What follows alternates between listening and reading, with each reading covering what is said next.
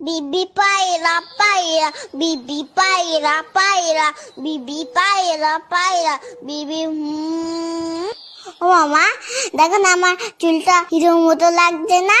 হ্যাঁ তো, তবে বাবান চুলটা আরেকটু কাটিয়ে নিয়ে আসি চল, তাহলে পারফেক্ট হিরো লাগবে। ও মা শোনো, তুমি দোকানদারকে বলবে আমাকে যেন হিরোর মতো চুল কাটিয়ে দেয়, পুরো যেন শাহরুখ খানের মতো দেখতে লাগে। ও মা বলো না, বলবে তো?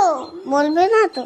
উফ, চুপ কেন করে রয়েছো, কথা কেন বলছো না? হ্যাঁ হ্যাঁ রে বাবা, দোকানদারকে বলবো তোকে শাহরুখ খানের মতনই চুল কাটিয়ে দেবে। ওকে। কি বৌদি, কেমন আছেন? খবর সব ভালো তো? হ্যাঁ দাদা ভালো। আরে বাবান, কেমন আছো? হ্যাঁ ভালো আছি, তবে আমার কিন্তু হিরোর মতো চুল কেটে দিতে হবে। তুমি পারবে তো? আগে বলো, নয়তো তোমার কাছে কাটবো না। সব রকম কাটতে পারি আমি, তুমি এখানে এসে বসো। আমাকে একটু উঁচু করে দাও, আমি তো মুখটাই দেখতে পাচ্ছি না। হ্যাঁ তাই তো, তুমি নামো, আমি উঁচু করে দিচ্ছি। দেখো আমার জন্য সব চুল কেটে দিও না।